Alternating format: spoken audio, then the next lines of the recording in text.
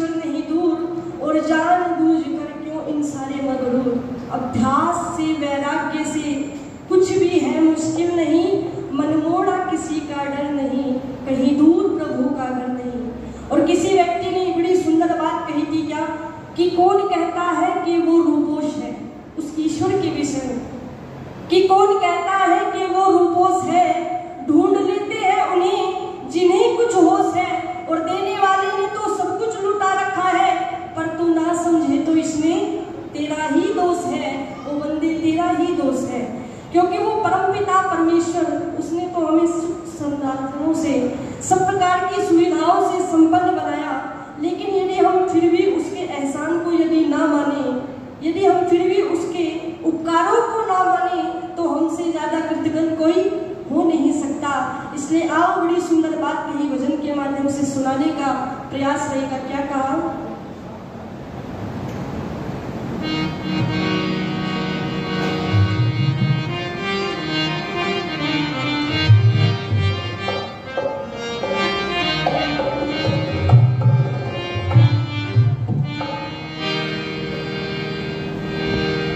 कहते हैं कि ये जो एक शब्द होता है ना भला, यदि हम इसे उल्टा करके लिख के देखें तो स्वतः ही लिखा जाता है कि लाभ, अर्थात जो व्यक्ति इस संसार का जितना भला करता है उसे ईश्वर की तरफ से उतनी ही लाभ की प्राप्ति होती है।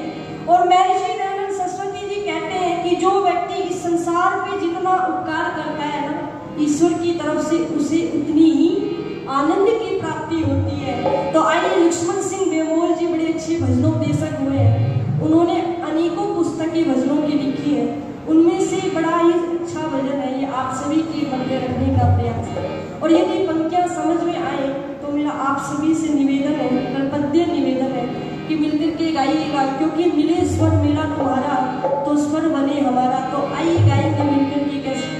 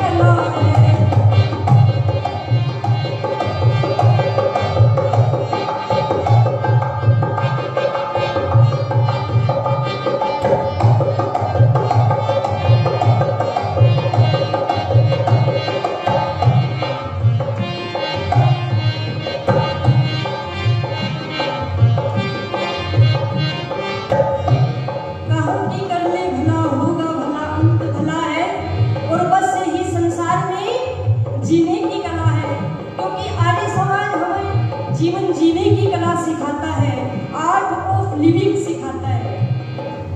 इस संसार में हमें किस प्रकार रहना चाहिए।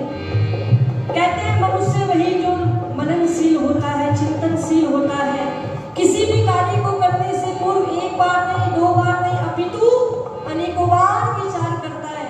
लेकिन आजकल की विडंबना यह है कि हमने विचार करना बंद कर दिया, तभी आज हम समस्याओं से घिरे हुए हैं। इसलिए कहा गया भला, भला, भला है, भला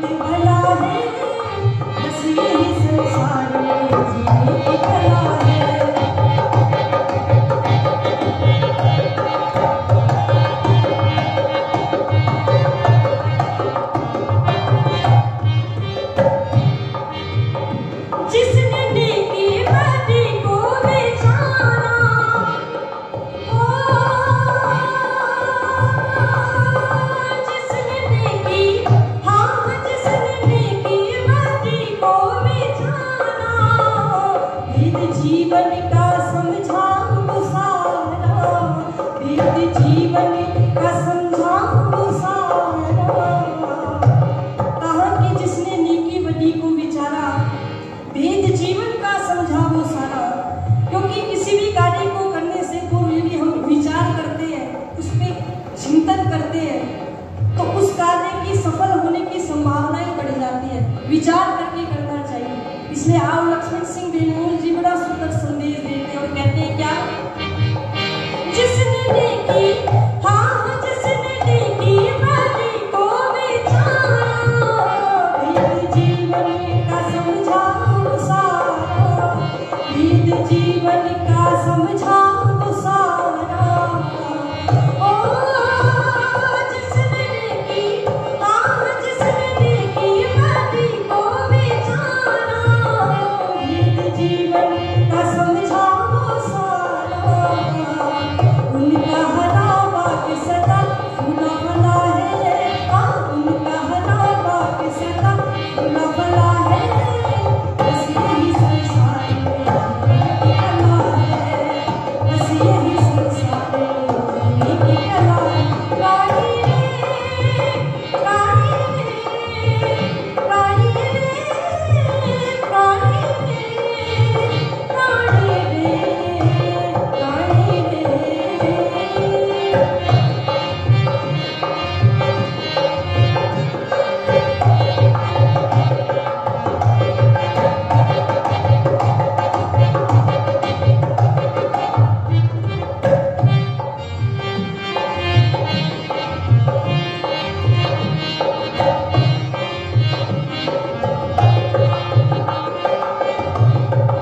और कहा क्या, कहते हैं कि इस संसार में यदि आप किसी भी व्यक्ति से पूछ लीजिए कि आपको अपने जीवन में किसकी प्राप्ति करनी है, तो लगभग सभी व्यक्ति यही उत्तर देते हैं कि हमें सुख की इच्छा है, हम सुख चाहते हैं।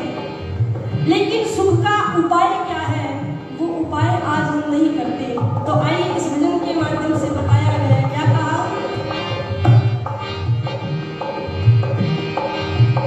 शोक सिंधु से चाहते जो तरना, शोक सिंधु, हाँ शोक सिंधु से चाहते जो तरना, भूल कर भी बुरा कुछ ना करना, भूल कर भी बुरा कुछ ना करना।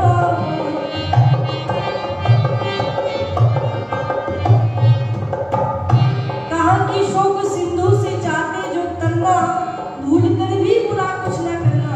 और यदि गलती से कुछ बुरा हो भी जाए तो उसका भी उपाय बताया है कि एकांत में बैठ करके यदि हम किसी किए हुए बुरे कार्य पे सच्चे हृदय से पश्चाताप करते हैं तो काफी हद तक हमारे मन से वह पाप धुल जाता है। और क्या कहा,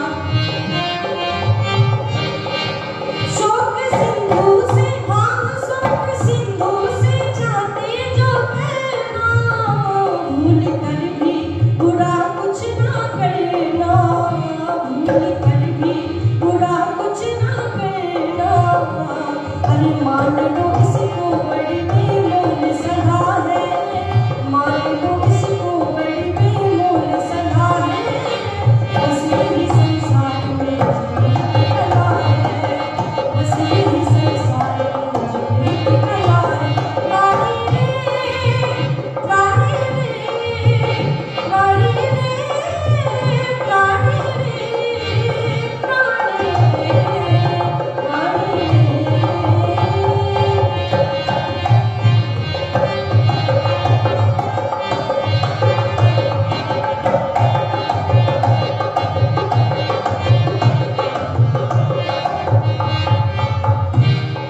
और अंतिम पंक्तियां इस भजन की क्या लिखी,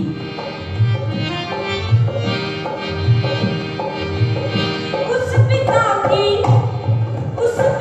की शरण में जो आया, उस पिता की, हाँ उस पिता की शरण में जो आया, इस भक्ति में मन को लगाया, इस भक्ति में मन को लगाया।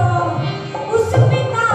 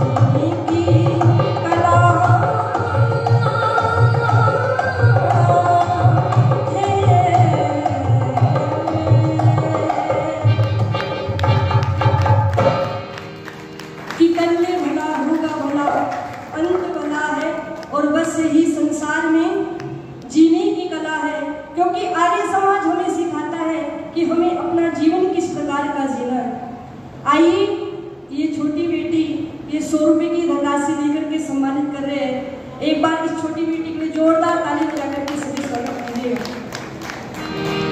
आइए एक भजन, क्योंकि मुझे आज प्रातःकाल बेला में सुबह ही सुबह पता चला कि हमारे आचार्य जी का आज जन्म दिवस है, तो आज उनके जन्मदिन के अवसर पर मेरे पिताजी ने जन्मदिन का भजन लिखा था, वही आप सभी के मध्य रखने का प्रयास रहेगा। क्योंकि आचार्य जी बहुत ही अच्छे ढंग से यहाँ पे यज्ञ संपन्न कराते हैं और काफ़ी सालों से यहाँ पर अपनी सेवा दे रहे हैं। एक बार मैं चाहूँगी कि एक बार जोरदार ताली बजा करके आचार्य जी का स्वागत करेंगे, इन्हें अपनी शुभकामनाएं प्रेषित करेंगे कि शतायु हो, जीवायु हो और बहुत ही अपने कार्य को निरंतर इसी ढंग से संचालित करते रहिए, हमारी शुभकामनाएं। आइए भजन शुभकामनाओं सहित हम प्रेषित करते हैं। क्या लिखा?